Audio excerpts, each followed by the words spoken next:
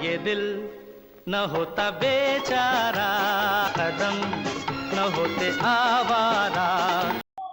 किशोर दा की जादुई आवाज में ये गीत तो लगभग सभी संगीत प्रेमियों ने जरूर सुना होगा, लेकिन अब इसी जैसा एक गीत जो कि मोहम्मद रफी साहब ने गाया था। कोई न तेरा साथी हो, डगर कहीं भी जाती हो। ये गीत भी किशोर दा वाले गीत जैसा ही है, बस गाने के बोल अलग हैं। लेकिन ये मोहम्मद रफी साहब का गीत शायद बहुत कम लोगों ने सुना होगा।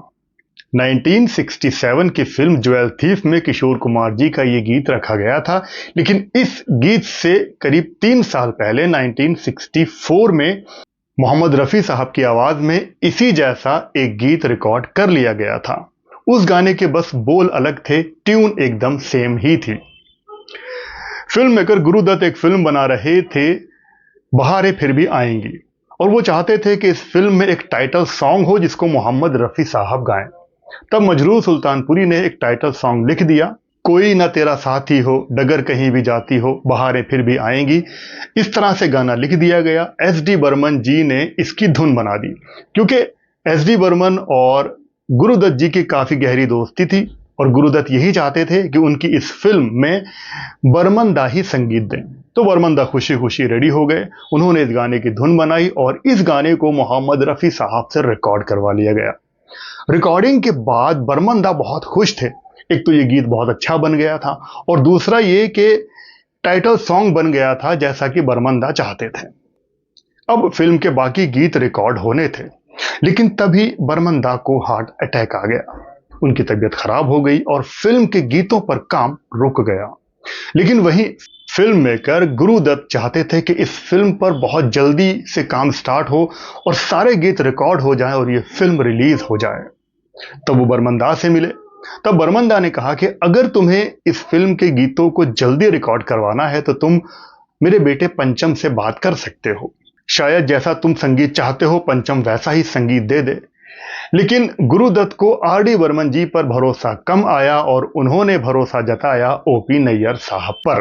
ओ.पी. नैयर जी से उन्होंने बात की और ओ.पी. नैयर इस फिल्म के बहारें फिर भी आएंगी के बाकी गीत रिकॉर्ड करने को तैयार हो गए। उन्होंने अपने हिसाब से इस फिल्म के सारे गीत बनाए और रिकॉर्ड भी हुए। सारे गाने बहुत अच्छे बन गए थे। लेकिन ओ.पी. नैयर जी ने जो बर्मन दा का गीत पहले बन गया था, जिसको मोहम्मद रफी साहब ने गाया था, उस गाने को इस फिल्म में नहीं लिया। वो अपने ही रिकॉर्ड किए हुए गीत फिल्म में रखना चाहते थे और रफी साहब का ये गीत ऐसे ही रखा रहा। खैर, फिल्म बहारें फिर भी आएंगी बनी और रिलीज हुई और इसके गीतों को पसंद किया गया। और इसी बीच मोहम्मद रफी साहब का गाया हुआ ये गीत ऐसे ही पड़ा रहा और इसकी क्वालिटी भी थोड़ी सी खराब हो गई थी। और इसी बीच दुखद खबर यह आई कि साल 1964 में ही गुरुदत्त भी दुनिया से रुखसत हो गए। तो ये गीत किसी के हाथ लगा ही नहीं। फिर 1-2 साल के बाद बर्मन दा को एक फिल्म मिली ज्वेल थीफ। उसमें उन्होंने संगीत दिया और उन्होंने जो मोहम्मद रफी साहब का गाया हुआ गीत था, उसी गीत को मजरूर सुल्तानपुरी साहब से दोबारा से लिखवाया। गाने के बोल बदल दिए गए, लेकिन बर्मन दा ने गाने की ट्यून सेम ही रखी। लेकिन इस बार उन्होंने रफी साहब से नहीं बल्कि किशोर दा से इस गीत को रिकॉर्ड करवाया, जो कि बना ये दिल ना होता बेचारा, कदम ना होते आवारा। सेम ट्यून, बोल अलग, और 2 लोगों ने गा दिया। किशोर दा ने इस गीत को गाया और जब ये गीत पब्लिक के सामने आया तो बम्पर हिट हो गया। लेकिन रफी साहब का वो गीत ऐसे ही धूमिल होता जा रहा था। फिर बहुत सालों बाद, करीब 55 साल बाद, ये गीत सबकी नजरों के सामने आया।